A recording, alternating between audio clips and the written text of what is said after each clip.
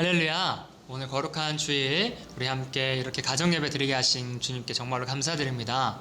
요새 코로나로 현장 예배를 드리기 어려운 때이지만 오늘 주일 오전 예배 각자 가정에서 각자의 자리에서 잘 들으셨을 것을 믿고 그 가정도 주님께서 함께 하시고 축복하신 줄로 믿습니다. 오늘 주일 저녁 우리 함께 예배 드릴 텐데 주님께서 오늘 가정 가운데 역사하신 놀라운 은혜와 은총이 모든 가정 가운데 가득할 줄로 믿습니다. 네, 이 시간 촛불 점화 시간입니다. 각 가정의 연장자께서 함께 촛불을 점화해 주실 텐데요. 하나님 빛을 창조하셨고 예수님 빛으로 오셨고 성령님께서 우리를 세상의 빛이라고 말씀하셨던 것처럼 우리 이 시간 촛불에 가정에 불을 붙이도록 하겠습니다.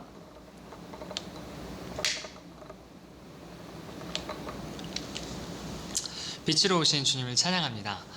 이 시간 함께 찬양할 텐데요. 찬송가 384장입니다. 어려운 때의 찬양의 부름으로 하나님께 고백이 올려갈 것을 믿으며 우리 찬송가 384장 찬양하겠습니다.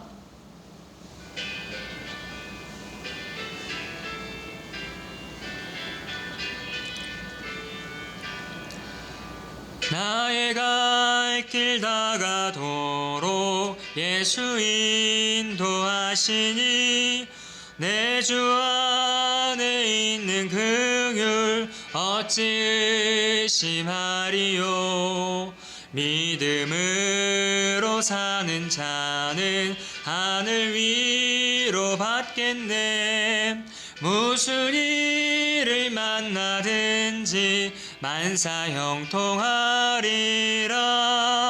무슨 일을 만나든지 만사 형통하리라.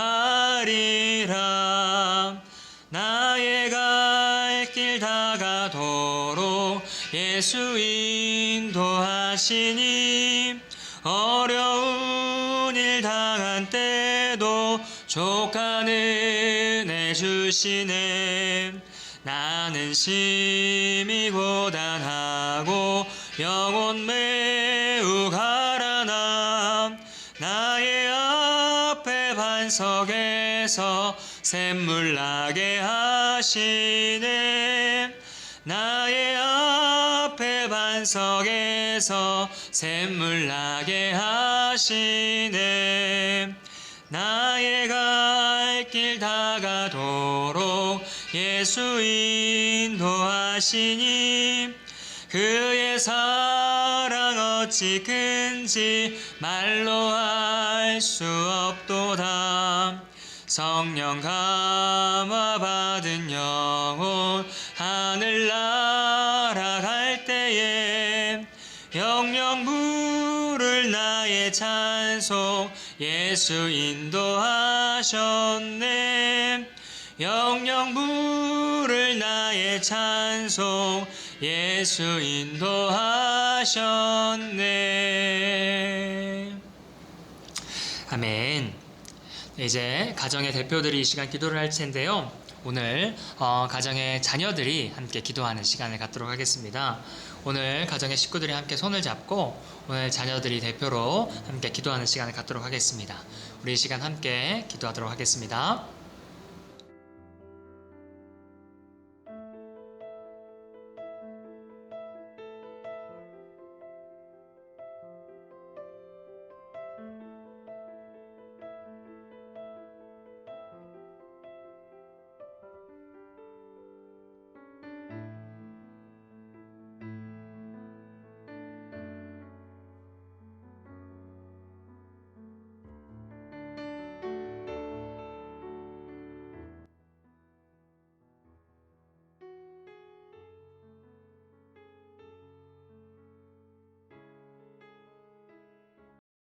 구약성경 사사기 6장 1절부터 6절까지 말씀입니다.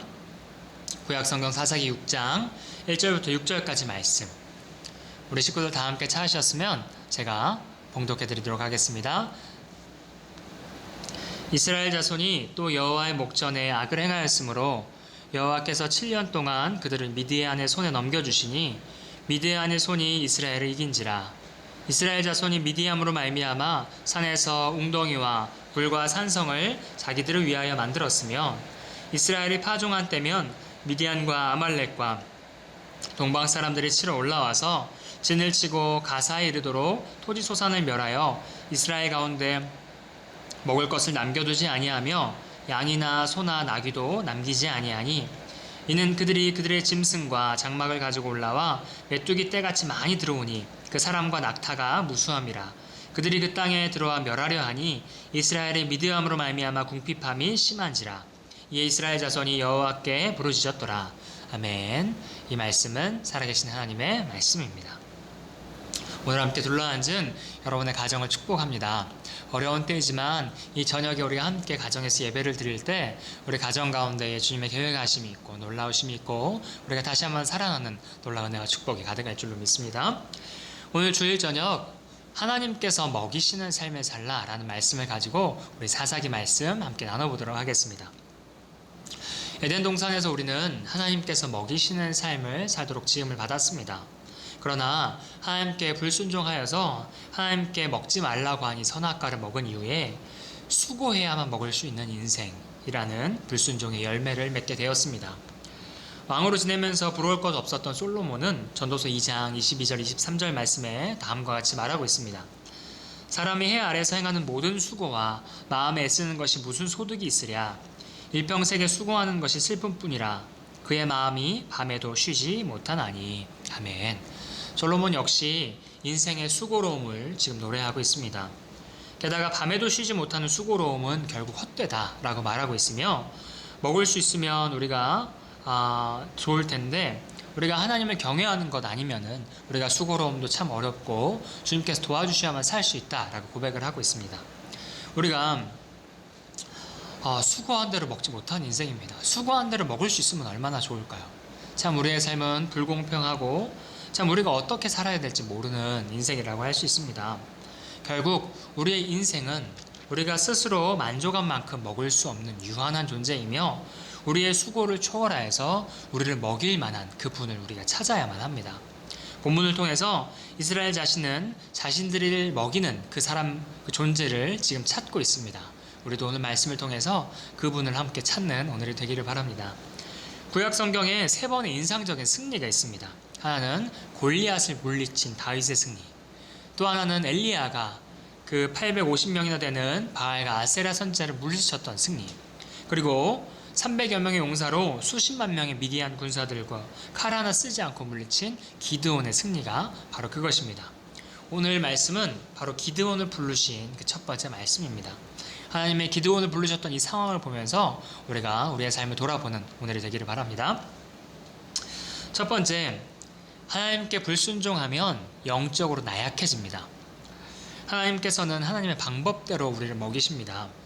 우리가 하나님께서 주시는 신령한 음식을 먹지 않고 우리의 소산을 먹고 살 수 있다고 생각하는 순간 우리는 교만의 함에 빠지게 됩니다. 오늘 성경 말씀에서는 하나님께서 하나님의 자녀들을 버리시지 않고 지금 먹이는 방법은 징계이셨습니다.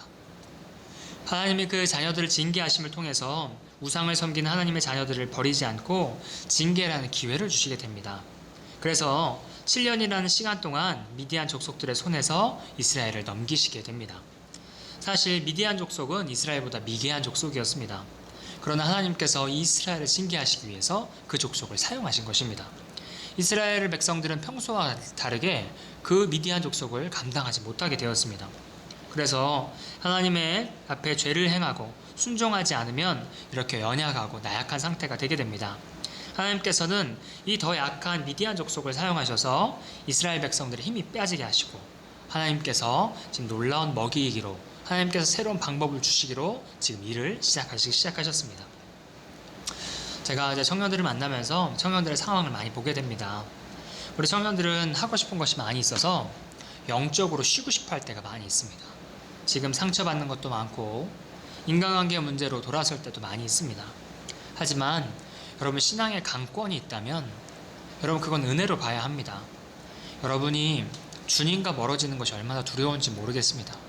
여러분이 그렇게 주님과 멀리 다른 곳으로 가고 있는 것을 그냥 볼 수 없는 마음을 주님께서 주십니다. 마음이 아픕니다. 여러분이 주님으로부터 떠나가는 것보다 강권을 통해서라도 주님께 나오는 것이 훨씬 더 바람직합니다. 어느 날 유명한 부흥사인 무디에게 어느 여자분이 찾아오셨습니다. 그래서 이런 질문을 하셨습니다. 제가 아무리 범죄해도 하나님은 그대로 놔두시던데요. 그러니까 내가 마음대로 하도록 두는 거 보면 하나님은 안 계신 게 분명해요 라고 말했습니다. 그러자 이 이야기를 듣고 있던 무디는 그 여인을 지그시 바라보면서 이야기했습니다. 부인, 지금 부인은 지금 내가 그리스도인이 아니다라는 것을 스스로 이야기하고 있습니다. 아니요, 제가 얼마나 교회를 오랫동안 다녔는데요. 무디는 다시 이렇게 말했습니다. 당신이 그리스도인이었다면 하나님은 당신을 그대로 두지 않으셨을 것입니다. 여러분, 우리가 지금 연약한 가운데 있습니까? 여러분, 주님이 나에게 연락하지 않으시는 것 같습니까? 여러분, 잘 찾아보시기 바랍니다. 영적인 무력한 가운데 주님이 나에게 역사하시는 그 정말로 시험과 징계를 돌아보며 주님께로 돌아가는 우리 성도님들 되시기 바랍니다.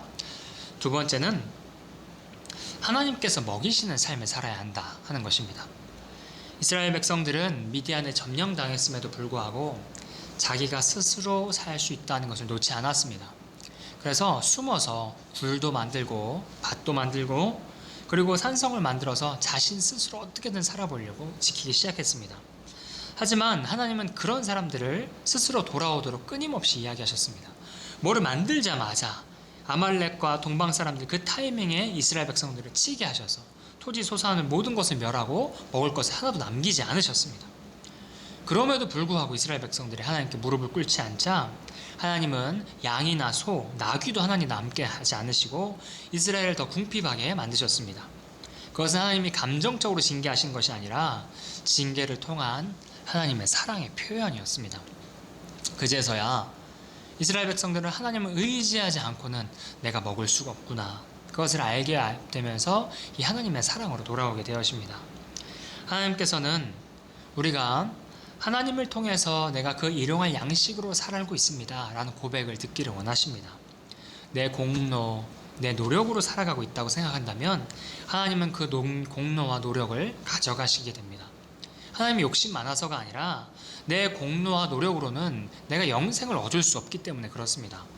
하나님과 하나님 사람은 이 하나님의 방법으로 우리를 인도하십니다. 그 과정이 힘들지라도 하나님의 능력으로 살아가는 것이 우리에게 가장 선함을 인정하시는 우리 성도님들 되시기 바랍니다. 어느 옛날 마을에 할아버지 한 분이 살고 계셨습니다. 그 할아버지가 홀로 사시는 분이었는데 하루는 놀이터에서 의자에 앉아서 잠시 쉬고 계셨는데 아이들이 막 찾아오게 되었습니다. 그래서 할아버지한테 이야기를 하는 거예요. 할아버지, 옛날 얘기 들려주세요. 그러자 할아버지가, 홀로 사신 할아버지가 곰곰이 생각하면서 옛날 얘기 하나를 들려주게 되셨습니다. 옛날에 어떤 마을에 한 청년이 살고 있었단다. 이 청년은 건넌 마을에 있는 한 여자를 굉장히 사랑했어. 어느 날 하루는 용기를 내서 그 여자에게 다가갔지. 그러면서 이렇게 요청했단다. 나와 결혼해 주십시오. 내가 어떻게 하면 당신과 살 수 있는지 방법을 나에게 알려주십시오. 그러자 그 여자는 얼굴을 붉히면서 생각하다 이렇게 대답했습니다. 제게는 아무것도 필요 없습니다. 그저 2마리의 말과 5마리의 소만 준비되면 언제든지 제게 오십시오. 그럼 제가 기꺼이 댁과 결혼하겠습니다 라고 이야기를 한 거예요. 청년은 그 말을 듣고 너무나 기뻤어요. 그래서 이 2마리의 말과 5마리의 소를 준비하기 위해서 그때부터 열심히 일을 했단다. 그렇지만 생각처럼 돈이 쉽게 벌리지 않았어. 그래서 결국 그 청년은 그 여자와 결혼하지 못하고 혼자서 늙어갔단다. 어느덧 세월이 50년이 흘러서 이제 그 청년도 할아버지가 되고 말았단다. 하지만 그 청년은 지금도 그 여자만 그리워하면서 하루하루 살아가고 있대. 할아버지가 이 이야기를 마치고 나자 동네 꼬마아이가 대수롭지도 않은 듯 이렇게 말하는 거예요. 에이, 할아버지, 그 뜻도 모르세요? 2마리의 말과 5마리의 소라는 뜻은 2말 말고 5소라는 뜻이잖아요. 갑자기 할아버지는 그 아이의 말에 정신이 번쩍 들게 됐습니다.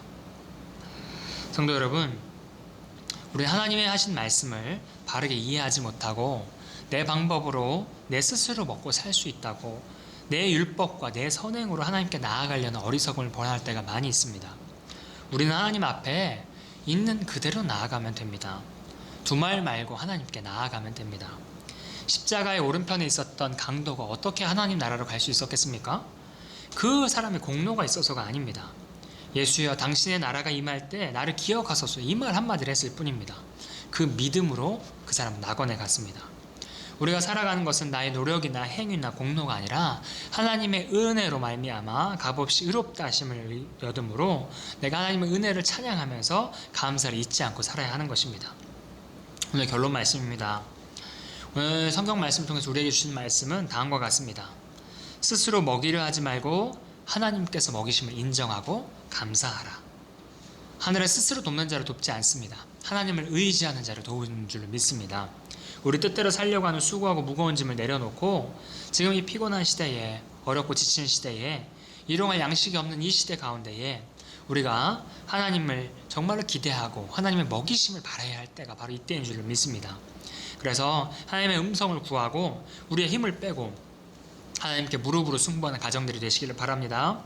하나님께서 기르신 양을 먹이시고 우리 가정을 돌아보시고 하나님께서 오늘 가정 예배 드리신 모든 가정 가운데 주님께서 함께 하시고 은혜 내려 주시기를 주님의 이름으로 축원합니다. 할렐루야. 이제 우리 함께 헌금하는 시간입니다. 가정에서 헌금 바구니를 준비해 주시고 오늘 찬송가 336장을 함께 부르면서 헌금할 텐데요. 이 헌금에 의미가 있고 또 도네이션 의미가 있습니다. 여러분이 가정에서 드리는 헌금은 농어촌 교회의 어려운 교회를 위해서 그리고 우리 교회 성도님들의 루디아 박스를 위해서 사용하게 되는 그 헌금과 도네이션임을 기억하면서 오늘 찬송가 336장 1절과 3절 함께 찬양하면서 헌금하도록 하겠습니다.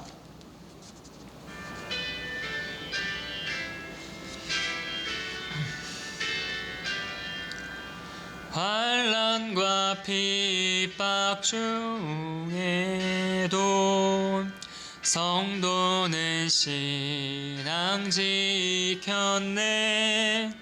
이 신앙 생각할 때에 기쁨이 충만하도다. 성도의 신앙 따라서 죽도록 충성하겠네. 성도의 신앙 본받아 원수도 사랑하겠네. 인자한 언어 행실로 이 신앙 전파하리라. 성도의 신앙 따라서 죽도록 충성하겠네.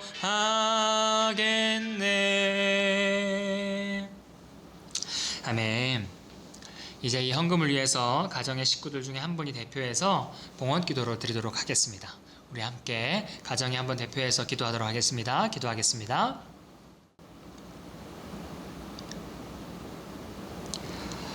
네, 이제 이어서 우리 축복 기도하는 시간입니다. 민수기 6장 24절부터 26절의 말씀에 축복 기도문을 가지시고 여러분의 가정의 자녀들의 머리 위에 손을 얹고 기도해 주시기를 바랍니다. 오늘 나눔 질문입니다. 축복 기도가 끝난 다음에 가족이 둘러 앉아서 함께 오늘 나눔을 가지시기 바랍니다. 두 가지입니다.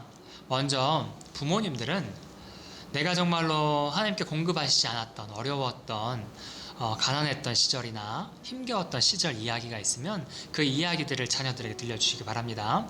두 번째는 자녀들은 내가 열심히 노력하지 않았는데 내가 수고하지 않았는데 받았던 선물이 있거나 내가 받았던 은혜가 있다면 자녀들은 이야기해 주시기 바랍니다.